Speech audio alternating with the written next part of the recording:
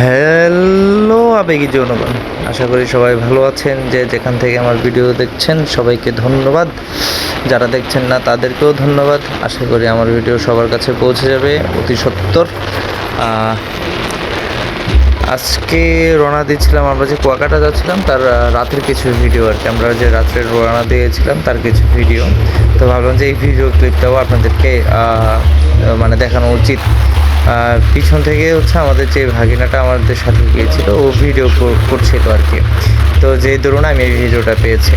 তো আমরা সবসময় মেনটেন করি, যখন আমরা গ্রুপ ট্যুর দিই, গ্রুপ ট্যুরে যখন যাই তখন হচ্ছে সবসময় আমাদের একজন লিডার থাকে। একজনকে লিডার আমরা মানি, যে কখনো যেন বাইক নিয়ে অনেক সময় আছে যারা ছাপড়ি বাইকের মতন খুব টানাটানি করে বা এই ধরনের ইয়ে করে, আমরা এই ধরনের কোনো কিছুই করি না। তবে এটা ঠিক গন্তব্যে পৌঁছানোর জন্য আমরা চেষ্টা করি একটু তাড়াতাড়ি পৌঁছানোর জন্য। প্লাস হচ্ছে রোড যখন ফাঁকা থাকে তখন আমরা সবাই চেষ্টা করি যেন একটু দ্রুত চালানো যায়। যেহেতু আপনি টপে যদি আপনি ভালো রাইড করতে পারেন, অবশ্যই আপনি টপে চালাবেন, কিন্তু তার মানে এই না অন্যজনকে আপনি ডিস্টার্ব করে দেন হচ্ছে আপনি ড্রাইভ করবেন। আমরা সবসময় ড্রাইভ করি যেন আমাদের বিপরীত পক্ষ বা আমাদের কারণে যেন কেউ ক্ষতিগ্রস্ত না হয়, নিজেরা যতটুকু সেফলিভাবে রাইড করা যায়। তো আমাদের এবার গ্রুপের আমরা দুজনেই যেহেতু, তো সামনে হচ্ছে বাবু ভাই ছিলেন, পিছনে আমি ছিলাম। তো ওনাকে ফলো করে আমি এগোচ্ছিলাম। খানিক সময় মনে করেন যখন বোরিং লাগতো, তো এই খুনসুটি আর কি দুজনের ভিতর এরকম আর কি।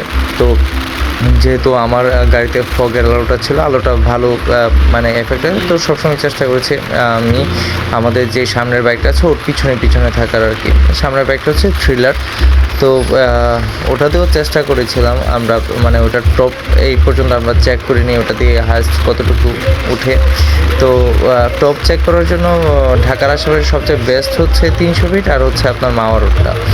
তো আমরা সেই ক্ষেত্রে মাওয়া রোডে যেহেতু এক কাজে দুই কাজ, যেহেতু ট্যুরেও যাচ্ছে, তো ওর বাইকের যে টপটা সেটা বাবু ভাই চেক করছিল।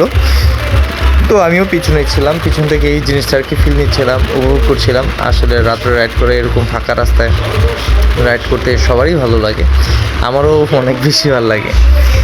তো বিপরীত পাশ থেকে যে গাড়িগুলো আসতেছে, প্লাস হচ্ছে আমরা যাচ্ছি লাইট খানিক পর এগুলো দেখতে ভালো লাগে, প্লাস এই রোডটাই উপভোগ করার। তো আমরা কিছুক্ষণ আগে চা খেয়েছিলাম, চায়ের বিরতির পরে আমরা এখন আমরা যে মাওয়া ভাঙা রোডটা ধরবো আর কি।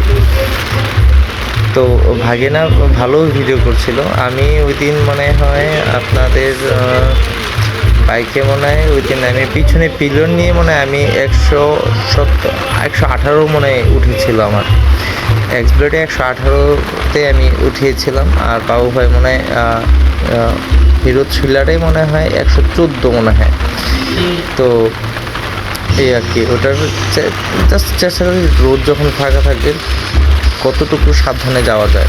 তো আপনারা যখন গ্রুপ ট্যুরে বের হবেন সবসময় চেষ্টা করবেন আপনাদের যেই দলনেতা আছে বা গ্রুপ লিডার ওনাকে সবসময় ফলো করার জন্য। আর অবশ্যই যারা পিলিয়ন থাকবেন তাদের অনেক অ্যাক্টিভিটি থাকে, পাশের গাড়ি, তারপর হচ্ছে যখন পাসিং হবে একটা গাড়িকে সিগন্যাল দেওয়া, এইগুলা কিন্তু খুবই ইম্পর্টেন্ট। তো আপনি যখন রাইড করবেন এই বিষয়গুলো অবশ্যই মাথায় রাখবেন। আর যেহেতু ঢাকা শহর কখন কী গর্ত, কখন কী আইসা পড়ে চাকার সামনে, সেটা আপনি কখনো বলতে পারবেন না।